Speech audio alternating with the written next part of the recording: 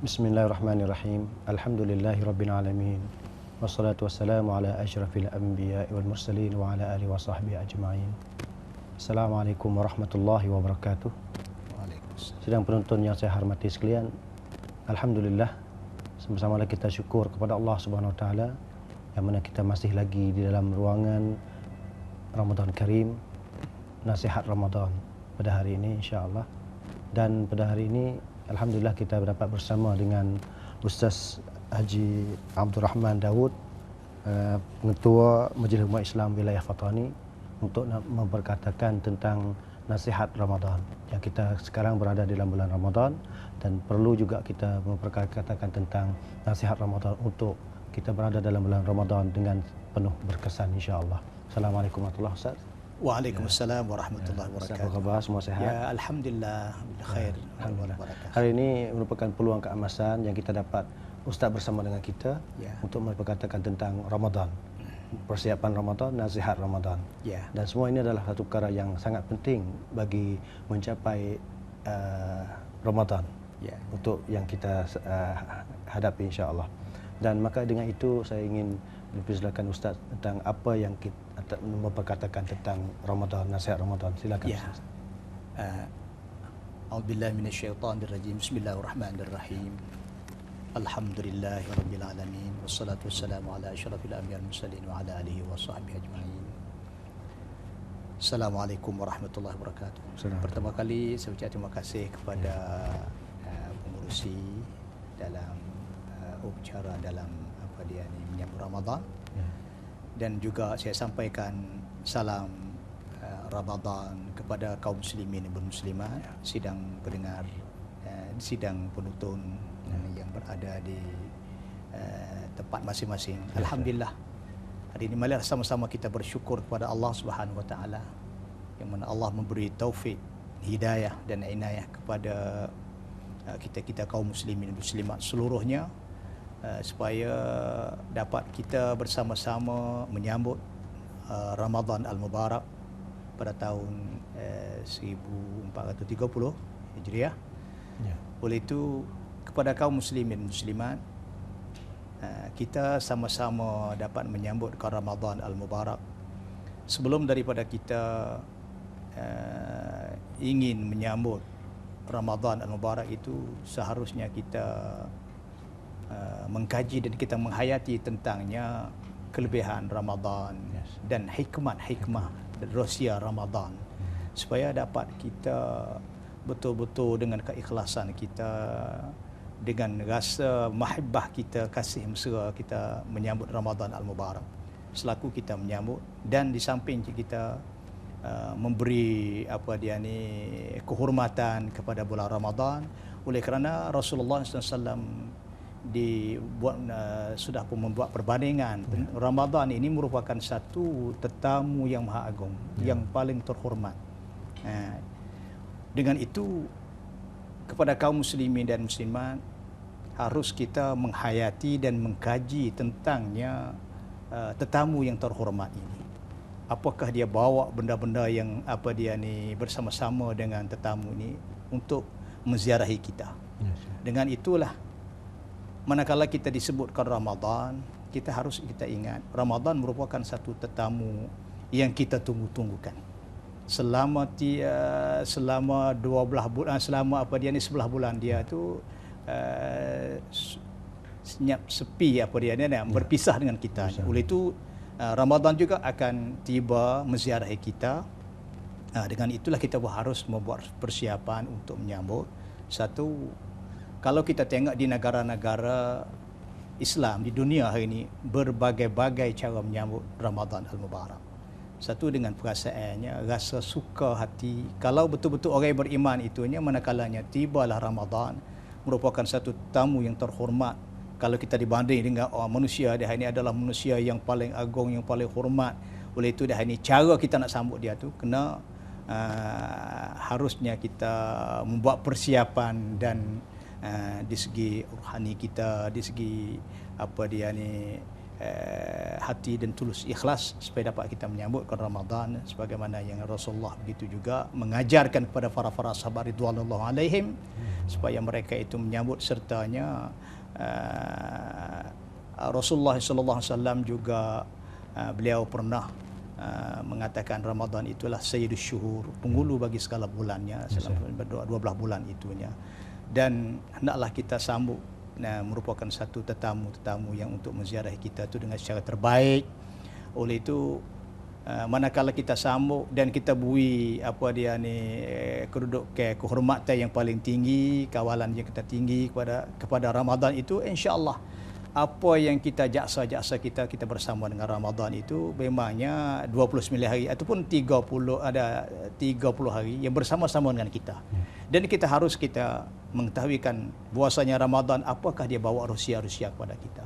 Jadi maknanya dalam pandangan Ustaz, persiapan itu adalah yang peringkatnya pertama untuk menepuhi bulan Ramadan. Ya, biasanya persiapan kali yang pertama ini seharusnya kita mengistihar pertama kali.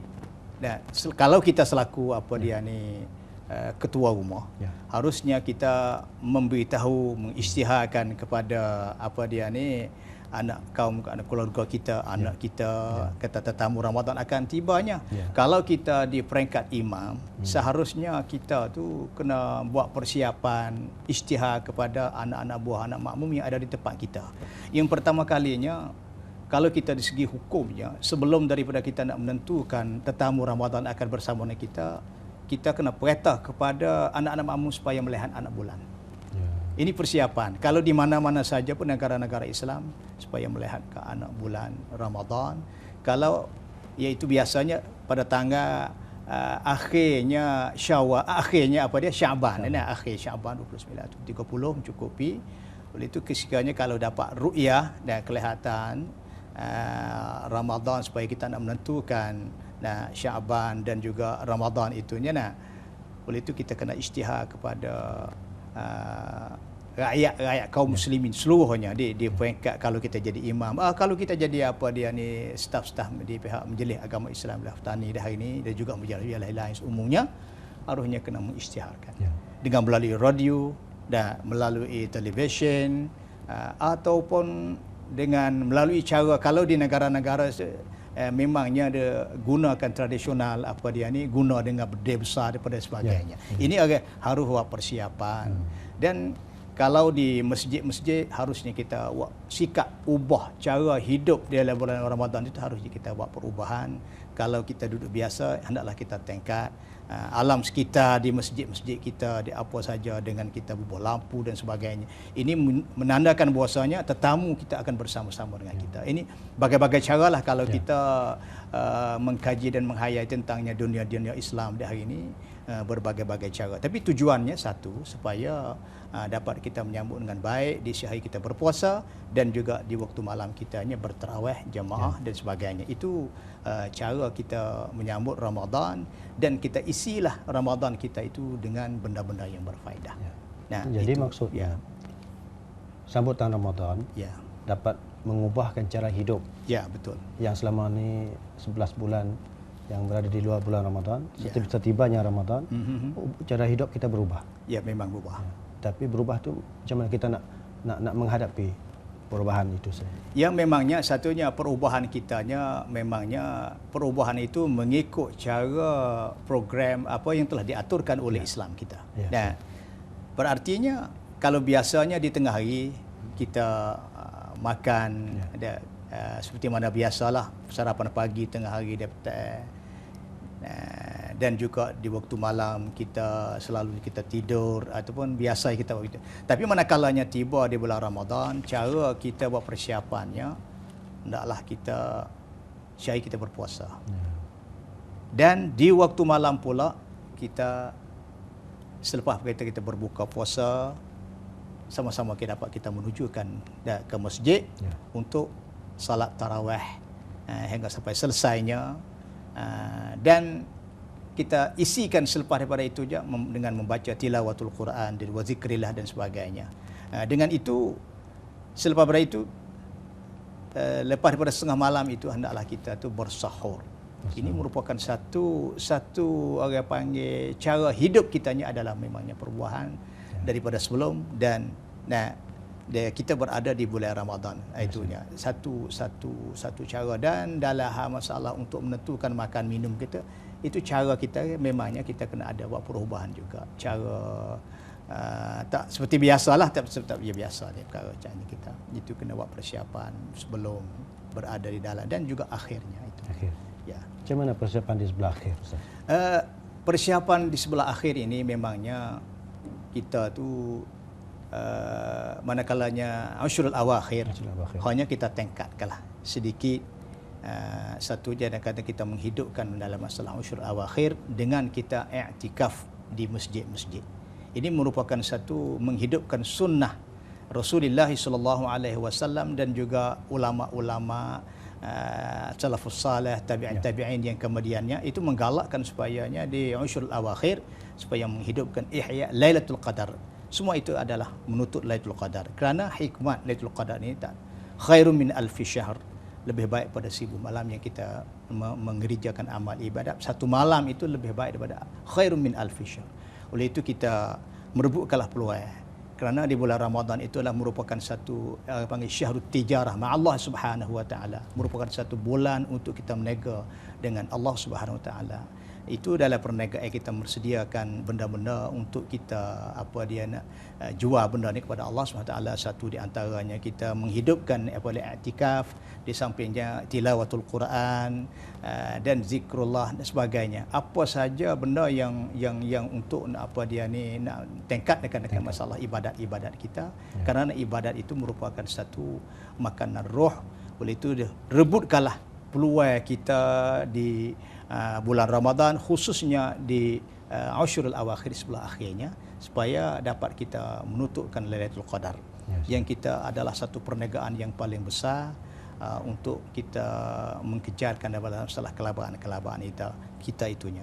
Oleh itu di hari ini setiap kaum muslimat yang berada di rumah masing-masing, janganlah kita buai peluang-peluang yang berkeemasan ini. Hendaklah kita merebutkan peluang hak yang berkeemasan itu dengan sedaya upayanya, ubahkanlah sikap kita, cara kita, niat kita dan jiwa raga kitanya. Begitu juga dalam masalah perbelanjaan kitanya. Perbelanjaan kitanya begitu juga Rasulullah SAW manakala tiba di bulan Ramadan, kana ajwadun nas, adalah seborah-borah manusia dalam mengadakan makan sedekah apa saja kepada fakir miskin, supaya orang-orang yang berpuasa yang tidak dapat menikmati dengan sedekah-sedekah yang apa kita beri. Oleh itu segala tindak tanduk kita, harakah kita, gerak-geri kita di bulan Ramadan hari ini, kita memberi peluang yang keemasan. Kita kejarkanlah isi dengan masa-masa yang berkah ini dengan amal-amal ibadat apa yang telah ditetap, yang telah digaliskan oleh agama Islam kita. Tapi di sana ada sebaliknya, mereka yang berpendapat bahawa bulan Ramadan bulan ibadat. Kita beribadat hanya bulan Ramadan saja. Kita baca Quran, kita siam, kita qiyam. Tapi selain bulan Ramadan kita tak sembahyang, kita tak solat, kita tak siam, kita tak puasa sunat, tak baca Quran. Ini ada juga yang berpendapat macam tu. Macam mana Ustaz nak menasihatkan mereka yang berpendapat sebegini? Ini adalah satu teguran daripada Rasulullah SAW.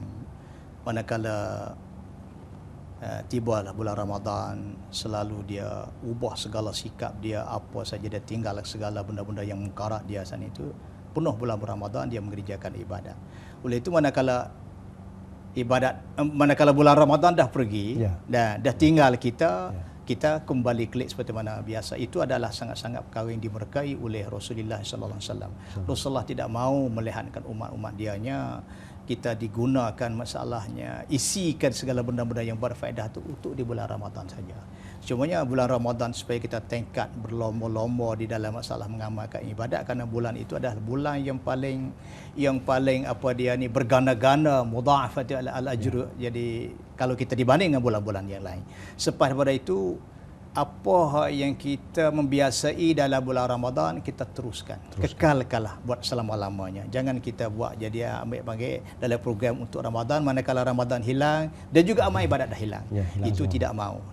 Kita kena itqan, istiqamah apa yang kita nak daripada suluk kita, akhlak kita, segala benda kita ubah kita dalam itu, baik pada sifat sabar, sifat pengorbanan, sifat apa, kita teruskanlah.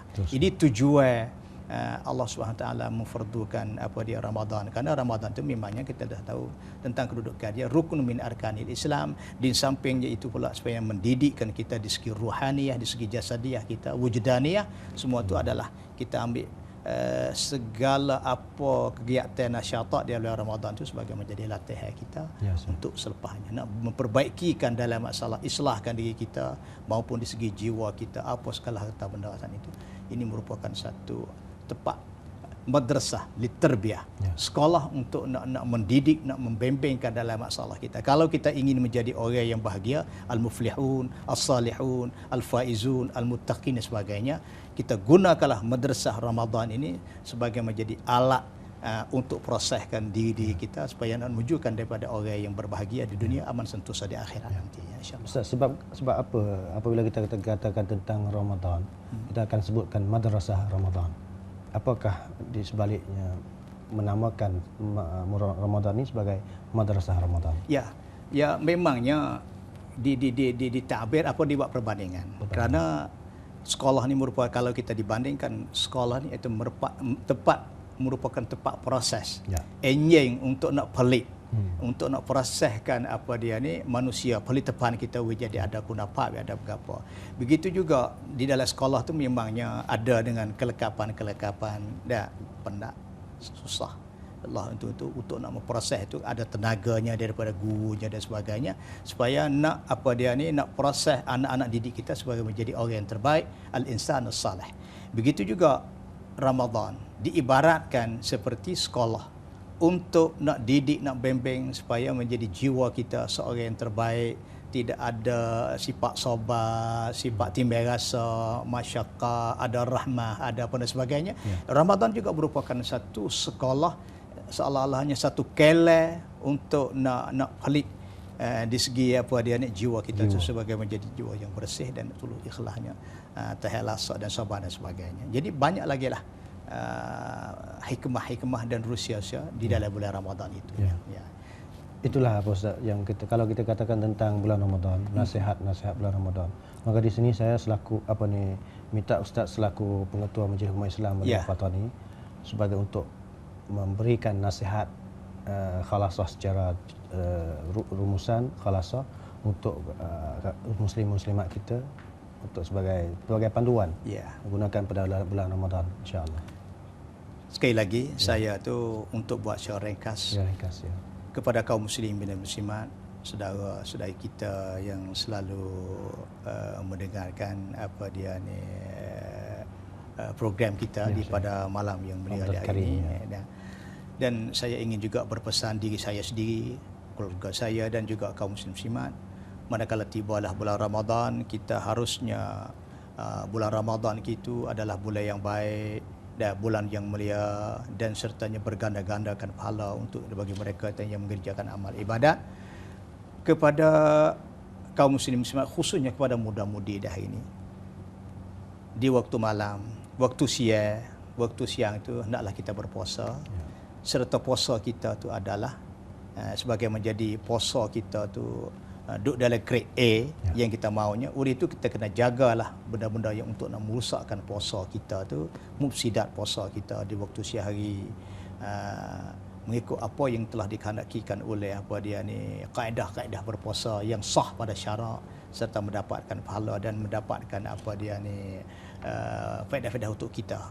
Dan manakala tiba waktu malam pula, hendaklah kita bersedia selepas pada berbuka puasa, hendaklah kita tu berpakaian dengan serba pakaian yang telah yang telah dikehendaki oleh agama Islam, yang diradai oleh agama Islam. Kita bersama-sama ke masjid supaya dapat kita menunaikan salat tarawih bersama-samanya. Hingga sampai daripada awal dan akhirnya. Oleh itu, jadi khulasahnya kita dah ini buat persiapan di waktu bulan Ramadan hari inilah. Di waktu siang hari kita berpuasa, waktu malam kitanya qiyamul lail. Mana qiyamul lail ni maqam al-lail itu kita mengerjakan amal ibadat kitanya secara iman, kepercayaan kita dan kita wahtisaban. Insya-Allah segala apa sajanya, segala dosa kesalahan kita dapat diampun oleh Allah SWT. Sebab tu Ramadan itu akan membawa benda baik pada kitanya, 3 perkara yang beroleh kepada kita. Satu, ketakwaan kita kepada Allah. Yang kedua kitanya adalah keampunan daripada keampunan dosa-dosa kita. Kerana kita manusia yang seperti mana kita ni nak lari daripadanya maksiat tak boleh itu dengan amalan puasa, ibadat puasa dan qiyamul lail semua itu dapat menggugurkan segala maksiat yang kita kerja dengan tidak sengaja ataupun dengan sengaja. Dan yang terakhirnya, Ramadan itu akan membawa kepada kita iaitu Lailatul Qadar yang kita tunggu-tunggukan. Ini merupakan satu syaraf, satu kemuliaan yang Allah Subhanahu Wa Taala dikurniakan kepada Nabi Muhammad SAW jadi umatnya, yang tak pernah dikurnia kepada umat-umat yang lain. Ini merupakan satu kaum muslimat. Manakala kita tahu di sini segala hikmahnya, harusnya kita syukurlah banyak-banyak kepada Allah manakala tibanya bulan Ramadan. Kita kalau orang-orang yang beriman betul-betul dengan Allah, rasanya bulan Ramadan jadi panjang, widow, sekenoknya. Jadi kalau Ramadan pergi saat ni kita menangis, kita teriak, kita rasa rindu asyiknya. Kita nak ajarkanlah, latihkanlah jiwa kita sebagaimananya apa yang dikehendaki oleh Islam. Kita ajarlah semuanya. Janganlah kita tu manakala Ramadan tu mari rasa benci, rasa tak tenang, rasa geluh gesah, rasa kriat. Itu bukan. Oleh itu kita ubahkanlah sifat tu daripada benda kecemasan, benda itu daripada benda ketenangan, petunjuk daripada Allah Subhanahu Wa Taala. Inilah yang kita harapkan kepada kaum muslimin muslimat. Semoga kita berada di bulan yang baik dan Ramadan yang mubarak. Jadi maknanya benda tu ya dia perlu kepada latihan. Perlu latihan. Latihan ini yang latihan jasmani dan rohani. Jasmani dan rohani. Segala-galanya ibadat Ramadan tu lengkap. Syumulnya. Kalau kita ikuti segala program-program dianya di siang hari dan juga waktu malamnya, insya-Allah kita termasuk tergolong daripada orang yang balu samret kerja-kerja kita, dan kita berjaya dalam melalui latihan tahap-tahap itu yang kita harapkan. Ada sedikit Ustaz yang berkenaan dengan Lailatul Qadar. Memang semua yang beribadat puasa, Siam, semua tahu tentang Lailatul Qadar. Kebaikan Lailatul Qadar dan kemuliaan syaraf Lailatul Qadar.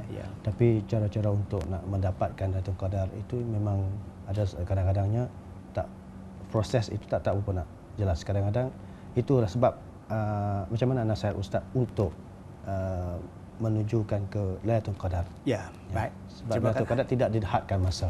Terima kasih. Tentang untuk menentukan Lailatul Qadar ini, memangnya ini merupakan satu hikmah, satu rahsia yang Allah Subhanahu Wa Taala tidak menentukan, dan Rasulullah juga tidak menentukan Lailatul Qadar itu 21, 23, 25 dan sebagainya. Hanya cumanya diberi garis umum kata Lailatul Qadar itu malam yang malam yang gasah, itu tak cukup witir kan, 21, 23, 25, 27 sebagainya. Tapi daripadanya ulama-ulama telah pun ijtihad. Jumhur ulama mengatakan bahwasanya 27 malam yang diharapkan Lailatul Qadar. Itu khilaf daripada ulama. Hikmatnya Allah Subhanahu tidak menentukan supaya kita saat itu bersungguh-sungguh mencari Lailatul Qadar, tidak di waktu mana. Oleh itu kita ambil ihtiyat itu daripada Ushrul Awakhir. Ushrul Awakhir ni kita tutuplah mana-mana kita tu ke atas masjid, mengikut bagaimananya cara-cara untuk nak mendapatkan Lailatul Qadar ini, dan yang telah ditetapkan oleh ulama-ulama. Ambil daripada Ushrul Awakhir hingga sampai tu sekitarnya. Jangan ke mana-mana. Insya-Allah kita akan dapat satu malam Lailatul Qadarnya. Jangan kadang-kadang orang kitanya ambil daripada pilih-pilih saja. 21. 22 kita tidak. 23. Itu memangnya kita tak tahu, kadang-kadangnya ijtihad ulama tu begitulah, tapi hakikat kehendak Allah SWT tidak. Kadang-kadang boleh jadinya berlakunya 22, boleh benda ni berlaku 24, kita tak tahu. Tapi yang lebih harapnya adalah 27, 5 itu sebagai kata ulama, dan juga hadis-hadis Aisyah mengatakan begitu. Tapi yang lebih utamanya, yang lebih kita supaya kita nak menghasil Lailatul Qadar ini, teruskanlah 10 yang akhir terus. Jangan kita selang-selikan. Ini insya-Allah kita akan bertuah secara ambil orang panggil apa? Ambil kaedah dengan cara untuk nak menghasil benda ni, orang panggil nenon selalu dah. Jelas, nyata dan terangnya usul awakhir tu hingga sampai 30 ataupun 29. Titik malam terus Titik malam, jangan malam kita akhir. selang-selikan. Insya-Allah kita dapat Lailatul Qadar ini lebih utuh, lebih bertuah. Bukan mainnya. Ini merupakan satu benda yang Tuhan beri kemuliaan kepadanya Nabi Muhammad dan juga umat Nabi Muhammad sallallahu alaihi wasallam. InsyaAllah lah kita pun harap macam tu. Cuma ada sedikit Ustaz, macam segala rintangan-rintangan, upasak ataupun halangan. Kerana dalam menunaikan ibadat puasa, siam itu banyakkannya ada pencabaran dan latihan. Itu macam mana kita untuk nak menegakkan diri kita untuk teruskan memperjuangkan tentang untuk demi keredaan Allah SWT tadi. Oleh itu dah hari ini kaum muslimin, muslimat khususnya muda-mudi hari ini, sebelum daripada kita nak menunjukkan ke arah yang sempurna, harusnya kita mengerti tentangnya cara-cara berpuasa untuk menghasilkan ahli khawas jadi untuk nak mendapat mengcreate itu. Bagaimana kadang-kadang orang yang katanya puasa mulut saja, perut saja. Oleh itu dah hari ini supaya nak jadi puasa kita saat ini tu dah sempurna, persen tu tinggi dalam grade A dah hari ini, kena puasa semua. Puasa dua mata, puasa dua telinga dan mulut kita, tangan kita semua. Janganlah kita gunakan nikmat-nikmat yang ada pada tenaga kita ini perkara yang dilarangkan oleh Allah Subhanahu Wa Taala. Kita gunakanlah dua mata membaca Quran, baca buku-buku yang berfaedah, dan kita gunakanlah dalam bulan puasa ini dua telinga kita saat itu kepada istimak Al-Quran dan ajaran-ajaran agama. Jadi kita tasarruf benda ni. Insya-Allah puasa kita tu dan kita usaha, kita sabar apa yang untuk nak merosakkan apanya. Dan seboleh-bolehnya dalam bulan puasa. Nah, begitu juga di waktu malam. Nah, kita teruskan isikanlah amal-amal ibadat kita mengikut program-program kita. InsyaAllah puasa kita termasuk daripada grade satu ahli khawasul khawas. Jangan masuk daripada puasa kebanyakan, puasa Ramadan apa puasa panggil puasa perak penny. Nampak puasa gatik, puasa adat istiadat. Puasa akhirnya tidak boleh apa. Kita rugi, kita berapa dan tak dapat balasan daripada Allah Subhanahu taala. Dan puasa kita tu akan menjadi racun kepada kita tu. Itu yang kita harusnya buat kajian kepada kaum muslimin dan muslimat khususnya muda-mudi dah hari ini. Bagaimana puasa kita nak berjaya, bagaimana puasa kita tu nak sapa pau kita tak ada. Nak jadi samrid, nak jadi masuk dalam katanya al-faizin, berjaya al-muflihin, samrid pau kita nak sana itu hendaklah kita kena buat. Dia tak payah ni kena cari ulama-ulama di tepi kita, orang yang tahu. Fasalu ahla dzikr in kuntum la ta'lamun. Seandainya kalau kita tak faham, kita tanyalah kepada guru kita, orang-orang yang mahir dalam ilmu sana itu, supaya kalau kita betul-betul nak jadi orang yang muttaqin, orang yang junjung perintah Allah SWT tu, sebagaimana kita nak jaga masalahnya Ramadan tu sebagainya rukun min arkan Islam yang hakikinya itu. Dan ini adalah satu perkara yang salah anggap oleh setengah Muslim kita yang berdapat bahawasanya puasa adalah hanya puasa tak makan tak minum. Dan ini adalah satu perkara yang kita dapat intisari daripada pengetua Majlis Ummah Islam oleh Fatani kita Ustaz Haji Abdul Rahman Mak Mincik, dan semoga apa yang kita dapat daripada Ustaz Abdul Rahman tadi dapat memanfaat kaum muslimin dan muslimat kita pada hari ini, dan semoga puasa kita adalah puasa yang penuh kesedihap dan seterusnya insya-Allah. Dan saudara penonton sekalian, itu adalah intisari yang kita sampaikan oleh Ustaz Wan Abdul Rahman Mak Mincik supaya teruskan lagi ibadat puasa kita supaya sebagai puasa yang sangat berguna dan berharga insya-Allah. Sehingga jumpa lagi insya-Allah, dan untuk hari ini Assalamualaikum warahmatullahi wabarakatuh. Waalaikumsalam warahmatullahi wabarakatuh.